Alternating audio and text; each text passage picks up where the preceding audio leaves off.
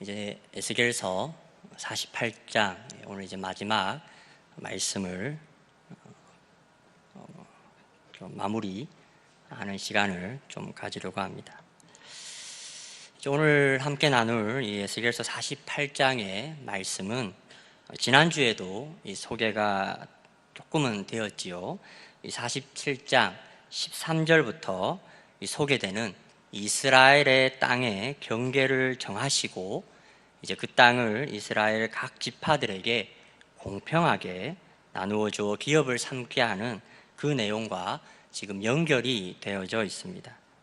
이 나눠드린 교환의 이 뒷페이지를 잠시 살펴보면 이스라엘 12지파가 지금 어떠한 순서로 이 기업이 나누어지고 있는지를 우리가 한눈으로 우리가 살펴볼 수가 있는데요. 이 48장 1절부터의 이 말씀을 우리가 함께 보게 되면 이 북쪽입니다. 북쪽 이 헤들론 길에서부터 하마더기를 지나서 하살 에논에 미치는 이 경계선 북쪽 경계를 기준으로 이 단 지파부터 시작을 합니다.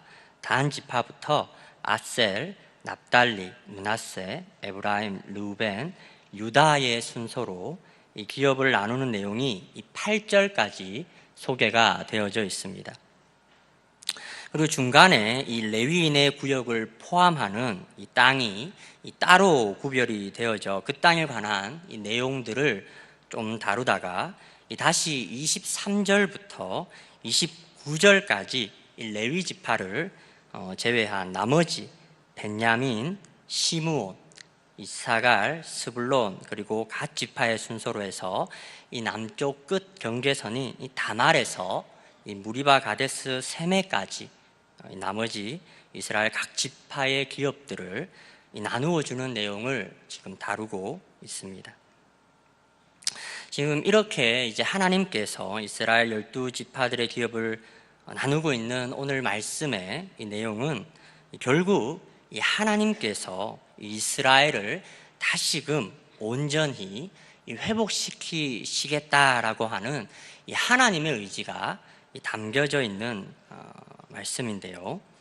그런데 실제로 오늘 이 에스겔서 48장의 이 회복의 말씀을 1차적으로 전해 들었을 이 에스겔과 이 당시 포로로 함께 끌려왔던 이 유다 백성들의 상황은 지금 많이 다릅니다.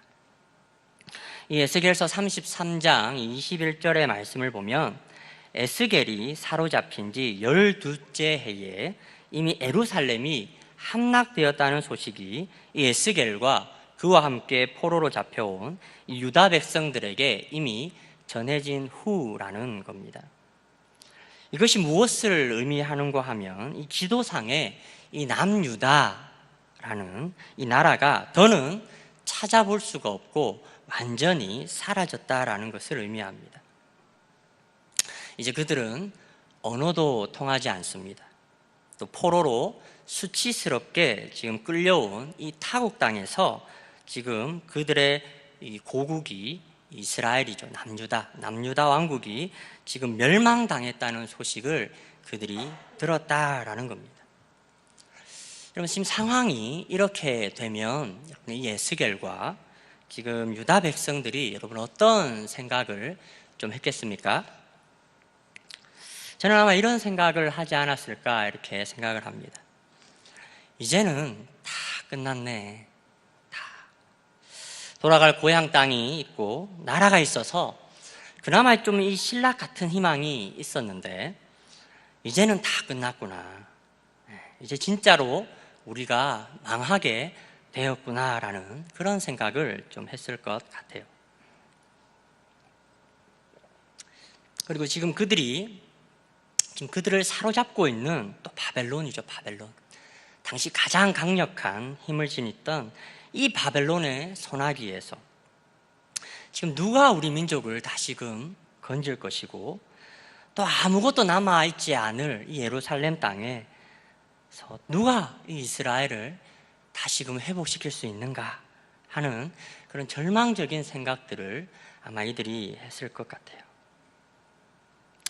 그런데 오늘 하나님께서 이 에스겔을 통해서 하시는 말씀을 보게 되면 지금 모든 것이 이젠 다 끝났다라고 생각하는 바로 그때로부터 지금 하나님께서는 조금씩 이스라엘의 회복을 말씀하시고 그것을 약속해주고 있다라는 겁니다.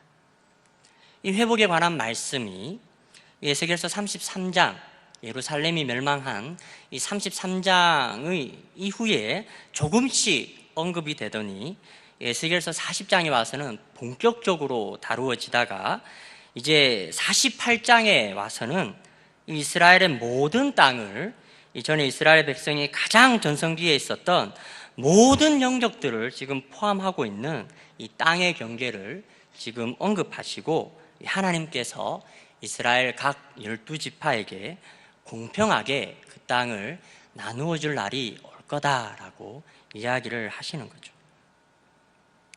당시 모든 유다 백성들이 자신의 유일한 희망의 보루였던 이 예루살렘의 함락을 지켜보며 이제는 정말 다 끝났구나라고 생각을 했겠지만 하나님께서는 그것이 끝이 아니었다라는 겁니다.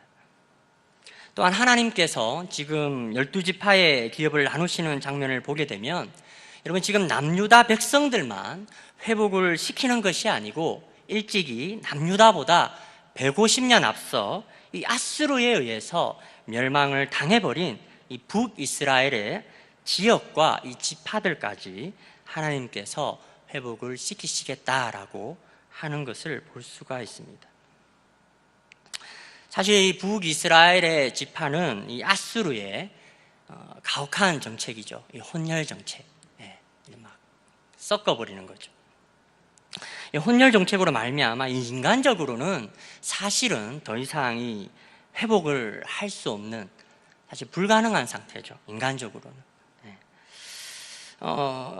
이 바벨론 포로기가 이 끝이 나고 유다 백성들이 다시 돌아와서 이 예루살렘의 성읍과 이스라엘 지역을 일부 회복을 했지만 그러나 예수님 시대까지도 이 당시 사마리아 땅에 흩어져 살던 이 북이스라엘의 민족의 후손들은 그들이 이스라엘의 그 순수한 혈통을 지켜내지 못했다는 이유로 이 배척을 당했던 모습을 우리는 신약에서도 쉽게 볼 수가 있습니다.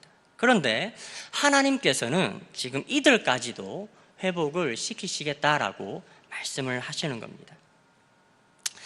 저는 이제 예수님께서 이 사마리아 우물가에서 이 만난 여인과의 이 만남이 오늘 이 에스겔이 이야기하는 이 북이스라엘 지파들이 회복되는 그 시작이 아닌가 이렇게 좀 생각을 하는데요.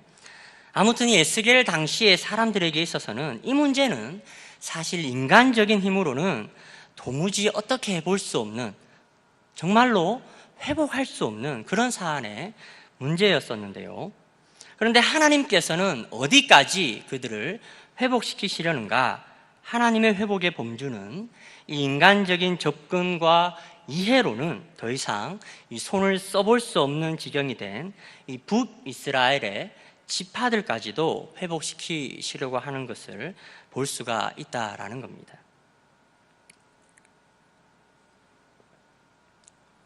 저는 오늘 말씀을 좀 묵상을 하면서 오늘 이 이스라엘 12지파들의 회복에 관한 말씀이 저에게 준 이 안정감이 무엇인가 하면 하나님이 끝이 아니라고 하면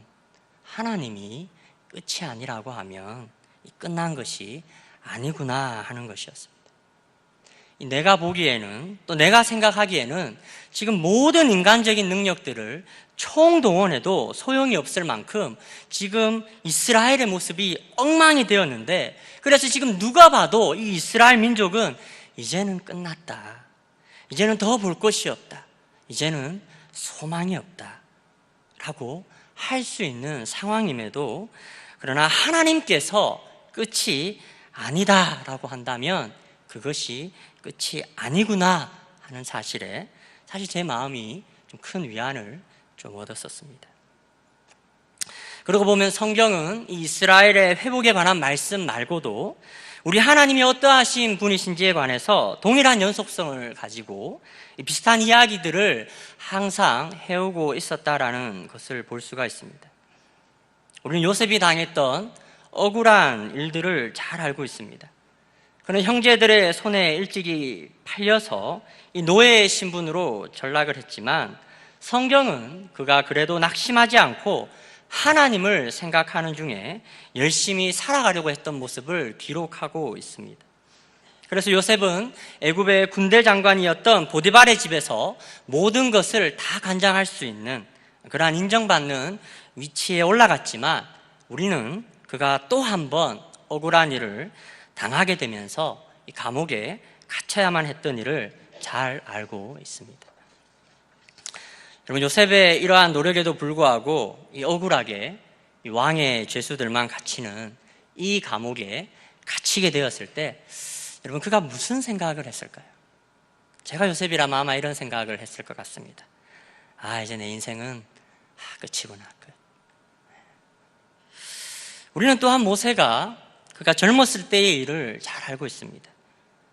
우리는 젊은 모세가 이스라엘 민족을 구원하려는 선한 마음과 의도가 있었지만, 그래서 그가 이 동족을 구하기 위해서 애굽 사람을 죽였지만 도리어 그가 위하고 믿었던 동족들의 입으로 이 자신이 애굽 사람을 죽인 일이 이 들통이 나게 되면서 이 도망쳤을 때의 일을 잘 알고 있습니다. 여러분, 모세가 이 미디안 광야 이 시골 구석에 이 40년 동안 처박혀 지내면서 이 점점 늙어갈 때에 여러분, 그가 무슨 생각을 했을까요? 저는 아마 그가 이런 생각을 했을 거라고 생각합니다. 이제는 다 끝났구나. 내가 무슨 이스라엘 민족을 구원하겠다고. 그리고 신약에 와서도 예수님의 제자들이 그들을 믿고 따르던 예수님께서 이 십자가에 달려 돌아가셨을 때 우리는 이 예수님의 제자들이 예수님이 죽고 나신 후에 얼마나 큰 공포와 두려움으로 지냈는지를 잘 알고 있습니다. 여러분, 예수님의 죽음으로 패닉 상태에 있던 그들이 무슨 생각을 했겠습니까? 이제는 다 끝났다. 예수님이 구원자인 줄 알았는데 이제는 다 끝났구나 라는 생각을 했을 것 같습니다. 그렇게 인간적으로 도무지 답이 없는 그러한 상황에서 여러분, 성경이 이 말씀이 일관되게 이야기하는 것이 무엇입니까? 하나님이 끝이 아니면 끝이 아니라고 말씀하고 있다라는 겁니다. 인간적인 이해와 이 생각으로는 도무지 해결해 볼 방법이 없지만 그곳에 하나님의 뜻과 계획이 분명하게 있다면 하나님께서는 그들을 회복시키신다라는 것입니다. 여러분, 이것을 믿으십니까? 하나님께서 정말 진정으로 그들의 백성들의 삶을 살피시고 또 그들을 정말 회복시키시고자 하시는 분이심을 여러분들은 믿고 계십니까? 혹시 이 자리에도 낙심된 마음과 상한 심령을 가지신 분들이 계시다면, 또 인간적인 노력과 열심히 더 이상은 통하지 않는 그러한 난처한 상황에 처하신 분들이 계시다면, 여러분, 모든 것이 가능하시고 그의 사랑하는 백성들을 그냥 내버려 두시지 않고 반드시 회복시키시라고 약속해 주시는 이 하나님을 의지하심으로 다시 일어서실 수 있는 여러분들이 되셨으면 좋겠습니다. 이렇게 이스라엘을 다시금 회복시키시면서 하나님께서는 이 회복시키신 이스라엘 땅의 이 한 중앙에 따로 한 구역을 구별하여 두시는 모습을 우리는 볼 수가 있습니다. 8절의 말씀을 보게 되면요, 이렇게 기록이 되어져 있습니다.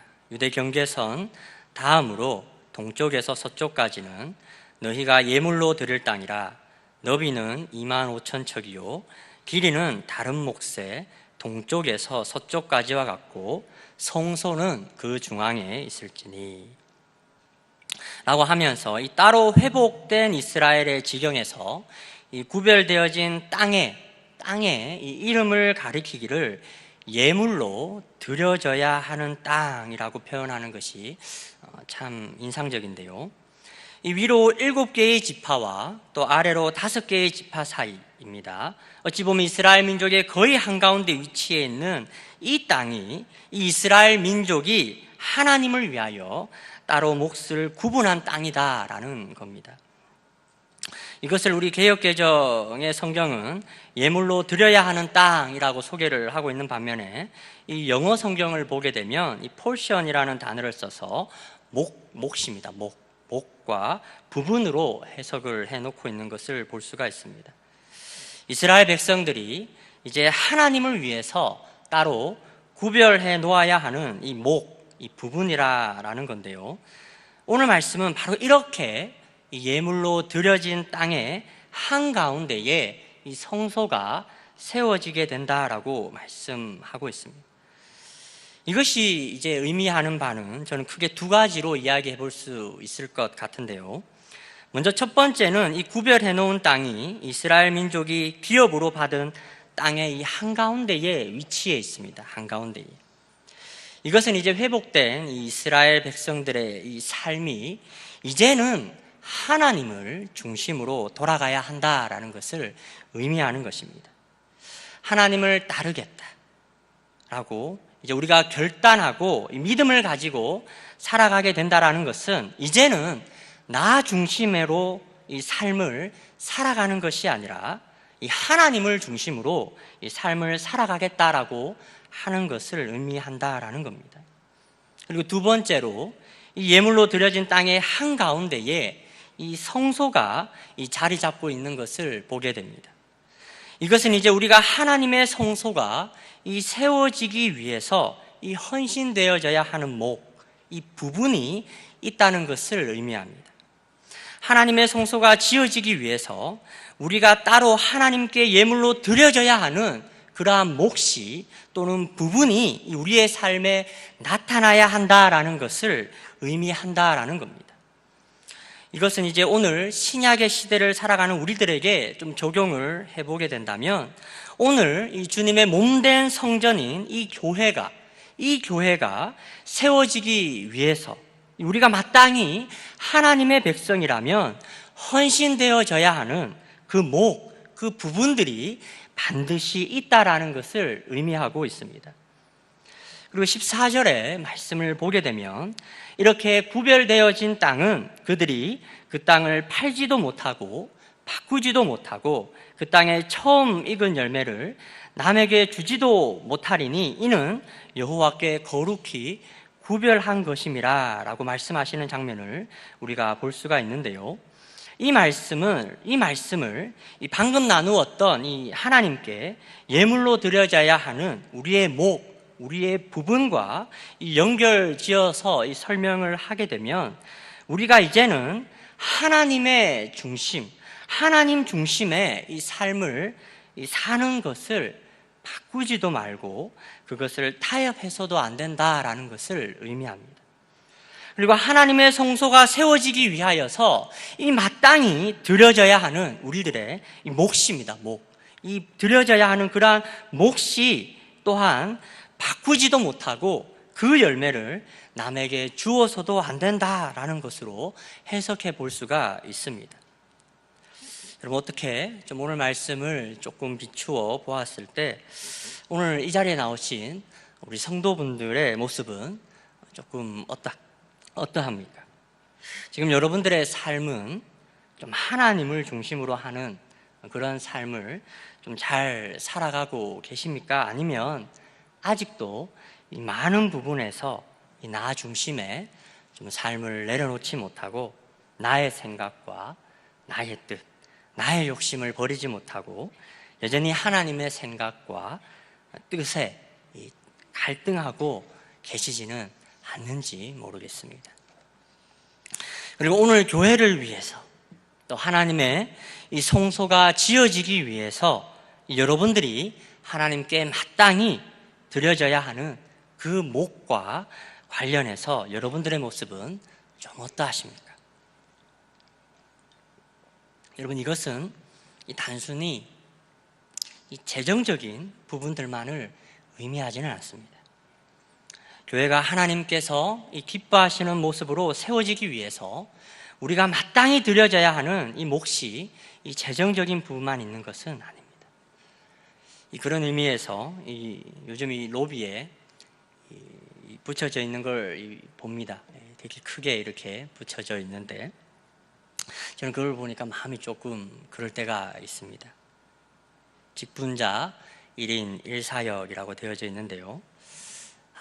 교회에 물론 섬김이 힘이 듭니다. 힘이 들지만 오죽하면 이런 게 붙어져 있을까 하는 생각에 볼 때마다 마음이 조금 그럴 때가 있습니다.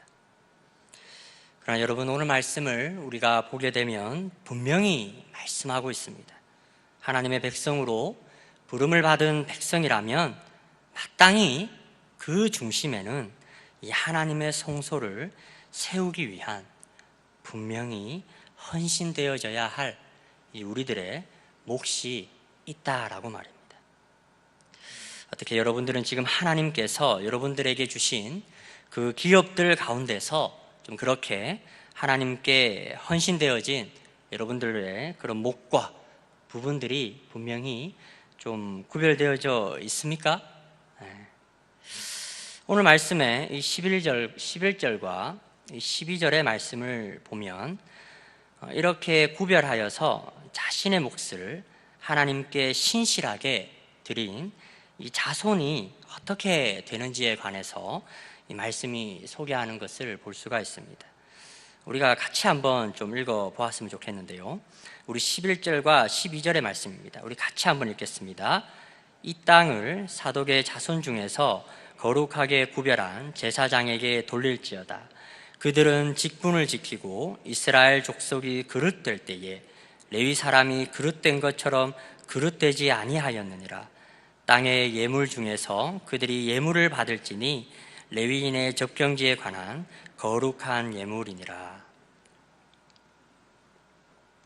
오늘 말씀을 보면 이스라엘 족속들이 그릇될 때에 또 레위 사람들도 그릇될 때에 이스라엘의 대부분의 사람들이 하나님 앞에서 그릇되게 행하였을 때에 이 사독의 자손들은 하나님 앞에 그릇되게 행하지 않고 그들의 직분을 잘 지켰다라고 이야기하는 장면을 볼 수가 있습니다. 저는 오늘 말씀에서 마음이 조금 뭉클해졌었는데요. 오늘 이곳에 많은 그런 직분자들이 와 계신 걸로 알고 있습니다. 장로님들도 많이 와 계시고 권사님들, 안수 집사님들, 그리고 중순장님들, 또 순장님들이 많이 와 계시는데요. 여러분, 어떻게 직분을 잘 감당하고 또 지키는 것이 정말 어렵지요. 정말 쉽지가 않습니다. 분명히 선한 마음과 의도로 이 섬김과 이 직분을 시작했음에도 불구하고 사실 돌아오는 반응이나 이야기를 들어보면 이 마음이 상할 때가 한두 번이 아닙니다. 그리고 직분을 받고 지금 교회에서 10수년 동안 이 섬김의 자리에 계신 분들은 좀 어떻습니까? 이 마음이 처음 마음 같지 않죠.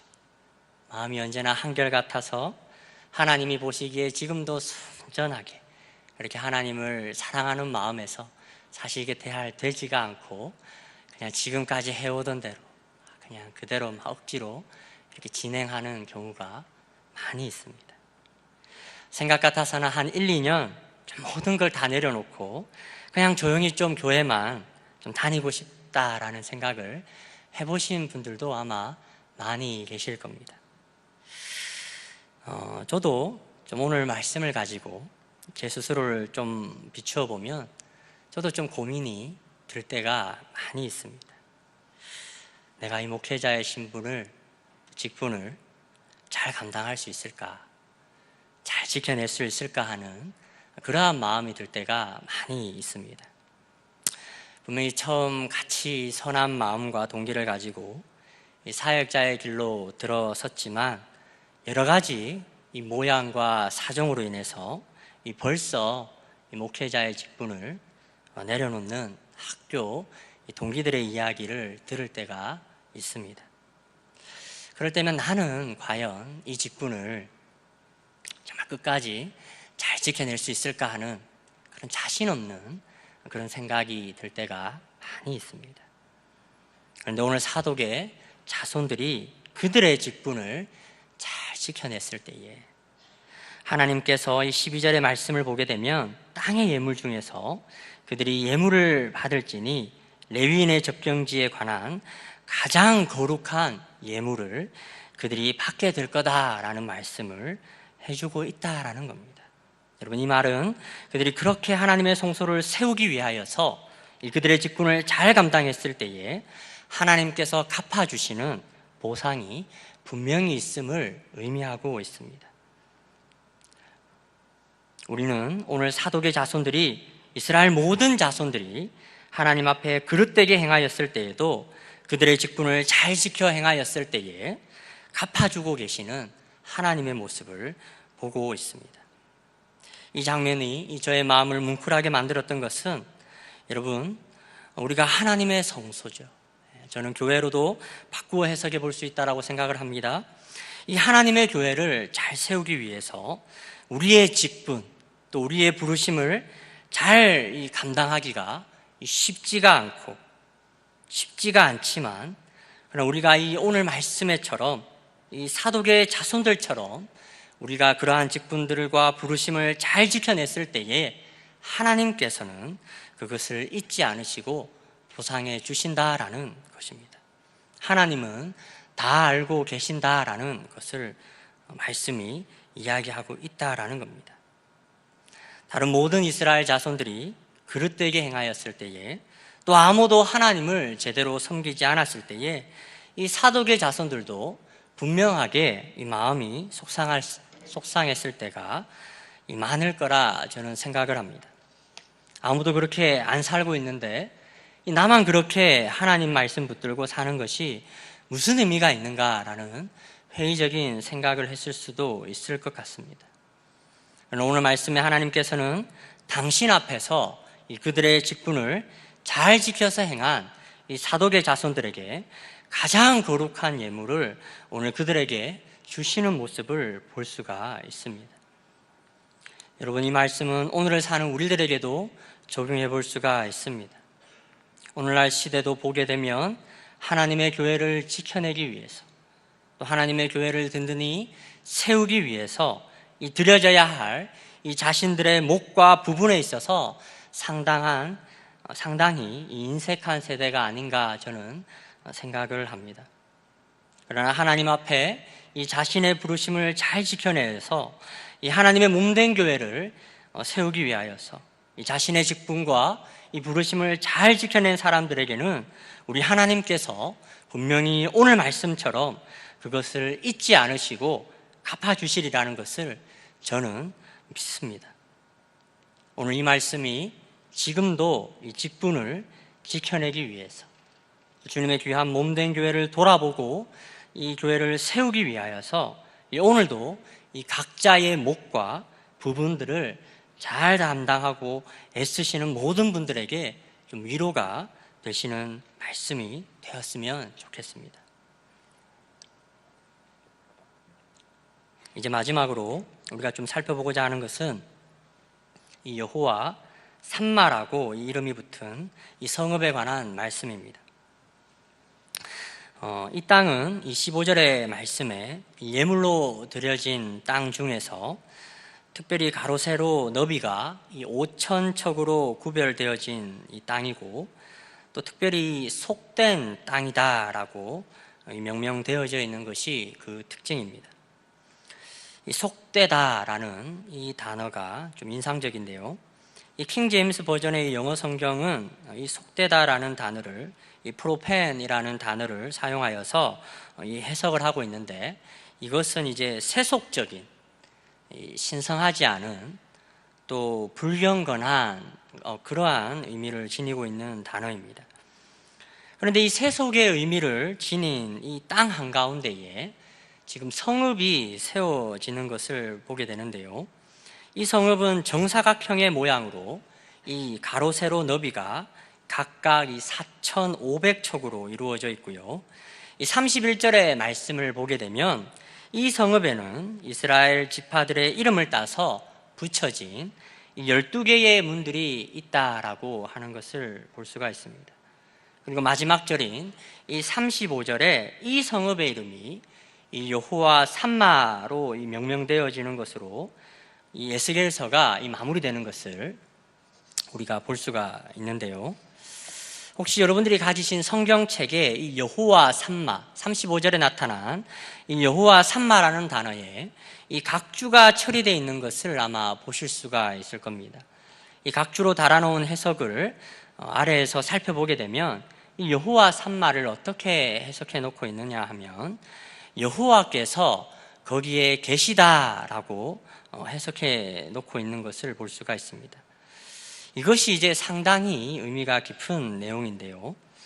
여러분, 우리는 항상 이 하나님에 대해서 생각을 하기를 이 하나님께서는 항상 당신의 성소에 이 하나님의 이 성소에 계실 것 같은데 오늘 말씀을 보게 되면 그것이 아니라 지금 하나님께서는 이 이스라엘 모든 지파들이 지금 출입을 하고 있는 이 속된 땅으로 구별된 이 땅 한가운데 세워진 이 성읍 가운데 계신다라고 이 말씀을 하는 것을 볼 수 있습니다.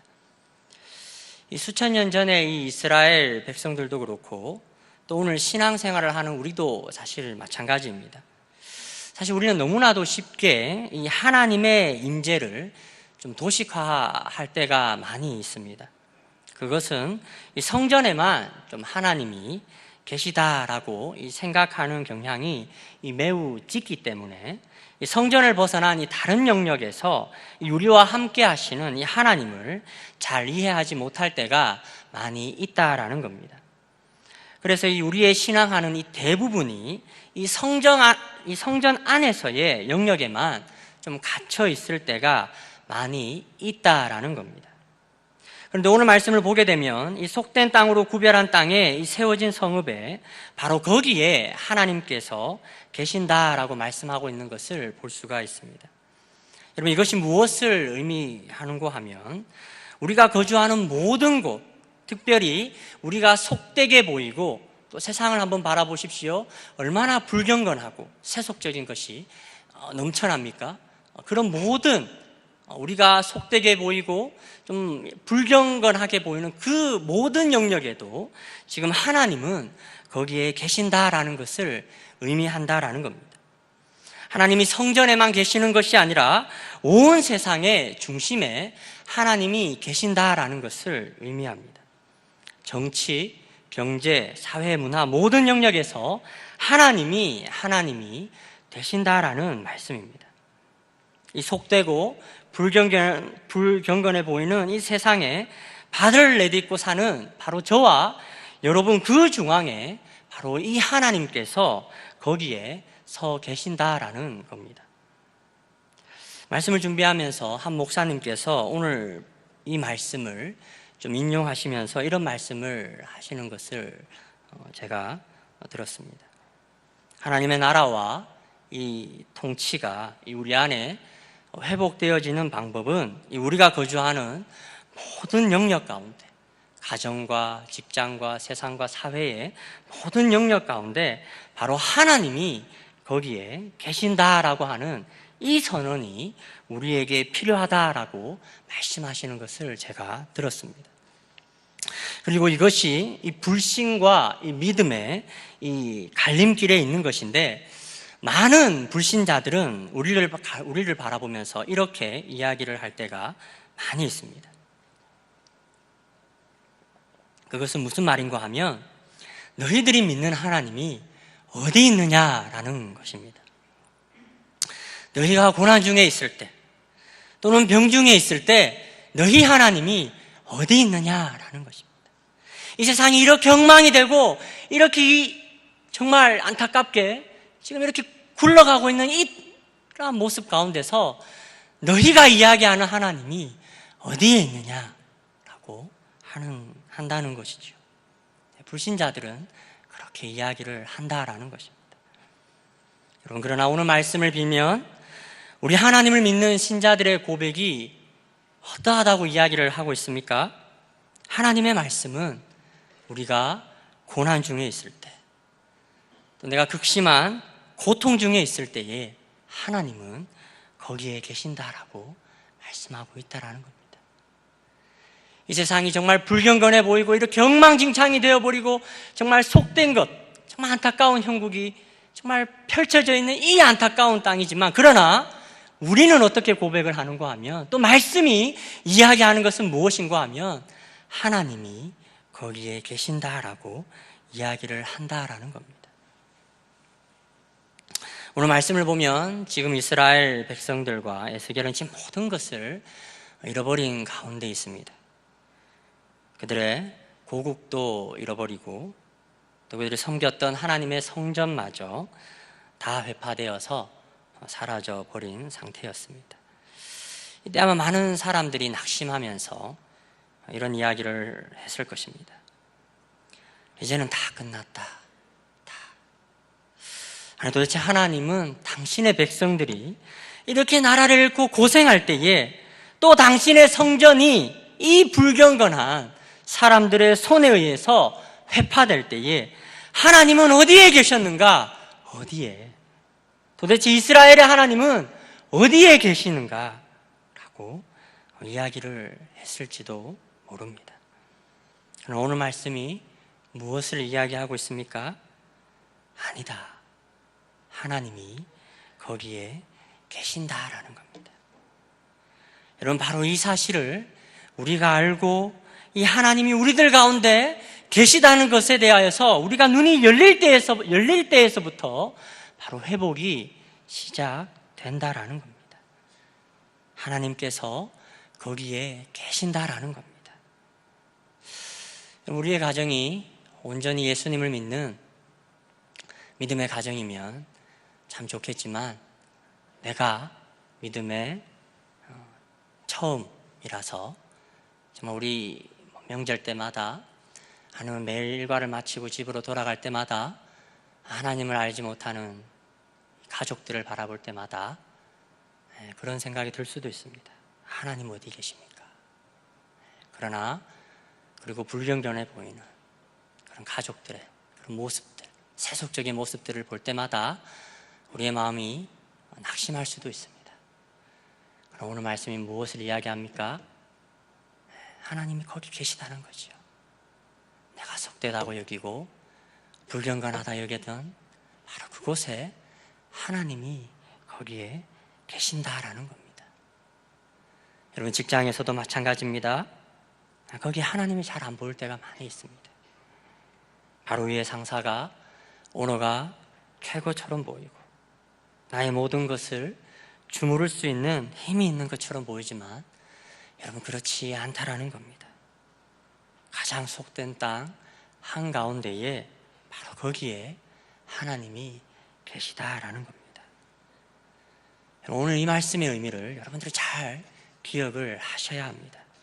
그래야만 여러분, 우리가 살아야만의 어떠함, 또 환경이 어떠함에 따라서 우리의 마음이 나뉘지 않고 흔들리지 않고 우리가 하나님 앞에 바로 설 수가 있다라는 겁니다. 여러분, 오늘 이 밤 예배를 마치고 집으로 돌아가시거든 여러분들이 오늘 말씀에 의지하여서 한번 믿음으로 고백할 수 있었으면 좋겠습니다. 하나님, 이 가정은 하나님의 것입니다. 하나님이 이 가정 안에 우리와 함께 계시는 분이십니다. 우리의 가정 가운데 하나님의 선하신 뜻이 이루어질 수 있도록 하나님, 우리를 도와주십시오.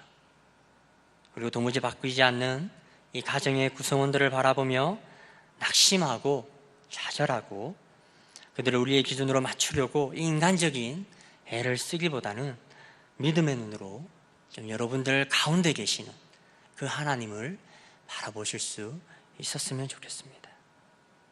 여러분, 우리의 하나님이 바로 거기에 계십니다. 여러분, 직장에서도 마찬가지입니다. 여러분, 하나님은 그곳에서도 계십니다. 오늘로 계신 분들이 계십니까?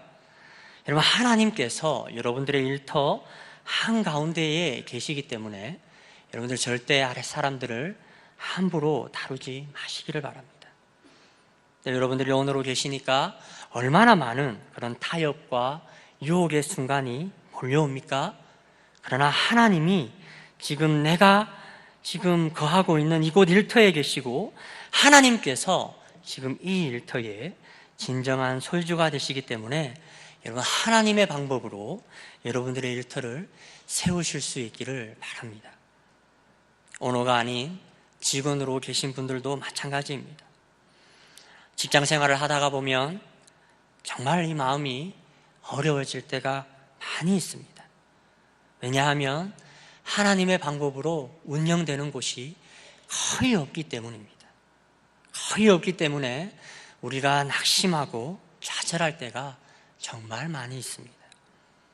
여러분 그럴 때마다 지금 여러분들이 서 있는 가장 세속적이고 불경건한 그 한가운데에 하나님이 거기 계심을 여러분들 기억하시기를 바랍니다. 힘을 내시고 그 하나님을 의지하시기를 바랍니다. 오늘 여호와 산마를 신약으로 가져오면 임마누엘이라는 단어로 바꾸어 볼 수가 있습니다. 하나님이 우리와 함께 계시다라는 겁니다. 우리가 불신의 눈으로 보게 되면, 또 우리가 세상을 바라보게 되면, 나의 상황을 바라보게 되면 답답하고 낙심이 될 때가 정말 많이 있습니다. 도대체 내가 믿는 하나님은 어디서 지금 뭐 하시고 계시는지, 내가 이렇게 고통스럽게, 내가 이렇게 어려움을 처하는 것은 당신께서 아시는지, 그렇게 의문이 들 때가 정말 많이 있습니다. 그러나 여러분 성경의 말씀은 분명히 이야기합니다. 우리의 하나님은 그때 거기에 계셨다라고 말입니다. 저는 오늘 이곳에 나오신 여러 성도분들께서는 믿음의 눈을 들어서 지금 여러분들이 서 계신 그 땅 한가운데에 계신 그 하나님을 여러분들께서 바라보실 수 있었으면 좋겠습니다. 여러분 하나님께서 거기에 계십니다. 여러분 하나님께서 바로 여기에